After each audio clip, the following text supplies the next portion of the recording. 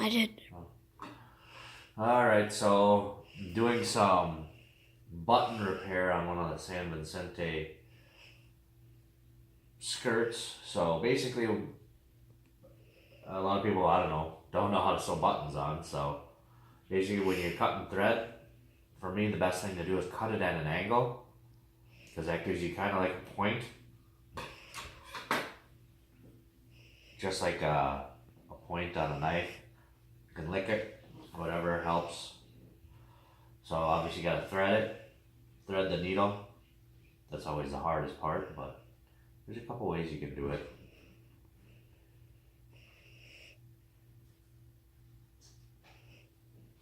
So what I like to do is once I get it threaded, I like to take a lot of extra line or extra thread, basically double it up so it's twice as thick. So then I take the two ends, and just to tie a knot, I just twist it around my finger and then just roll the thread, and then you get a knot. So you want to, I don't know, I usually like a kind of a big knot so it doesn't come through the fabric. Obviously you can kind of see where the previous button was. So obviously you start from the back, and the nice thing about that knot is it's a stopper. So then, once it's stopped, you just thread through one of the holes. And then I like to do, like, if it's 4 holes, obviously I just do a crisscross, like an X.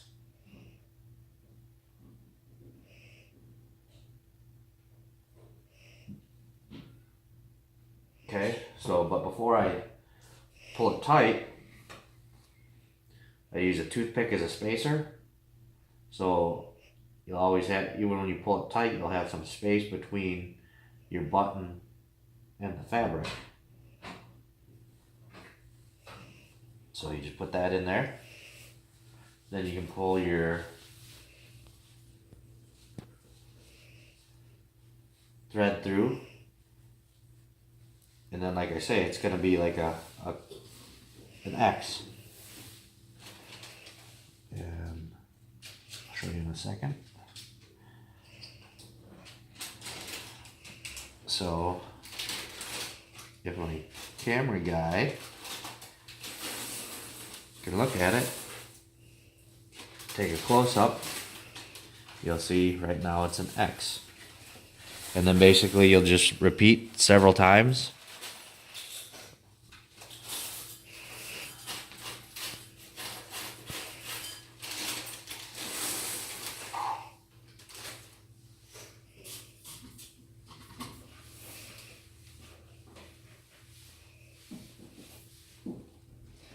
Going on opposite sides of the toothpick. I mean, I'm not a professional, but it's just pretty easy. And this is something that we learned back. We learned sewing and cooking and basically what they call home economics back in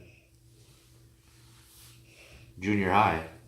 So we learned this back when we were in 7th grade. So something very simple that pretty much everyone should know.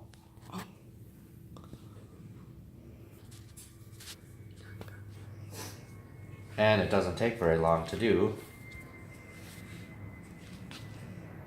And again, if there's 2 buttons, or 2-hole button, do the same thing. And then you can kind of see on the back it's also a crisscross, an X.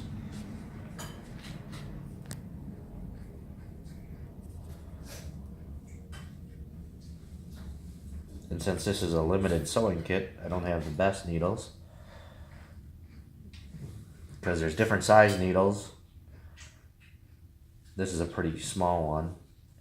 And these needles are pretty much the same as, they're numbered the same as like a needle that you would get or use at a hospital for shots and that kind of thing. So again, it should look like an X. It's nothing special or perfect, but it'll hold. So do a couple more times, and I would probably do at least with a heavy use button, like something on your waist or something like that, you probably want to do it like at least 4 or 5 times. But if it's a button on a shirt or something that's not used, you don't have to use it as it doesn't have to be as many times. Cool. And then basically you just need to tie it off in the back. So you just basically just put it through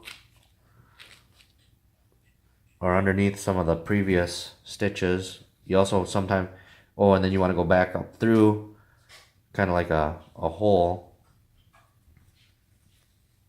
So just like you're tying, so you got this loop. And you want to do this several times. So basically you just come through the loop and makes a little knot.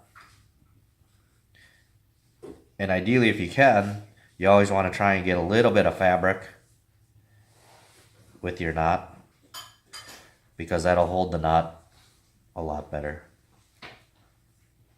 And again, do this several times.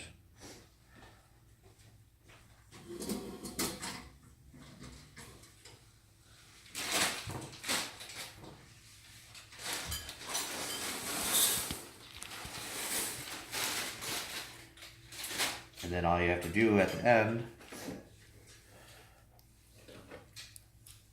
and I like to usually go a couple different directions because again, it'll just help hold your knots. And the more knots you have, the less likely it's going to come undone. So at the end, we'll just clip it. Take out your spacer. And there's your button. So pretty simple. Everyone should know how to do it. Doesn't have to be perfect, but does the job. And that's a San Vicente skirt repair.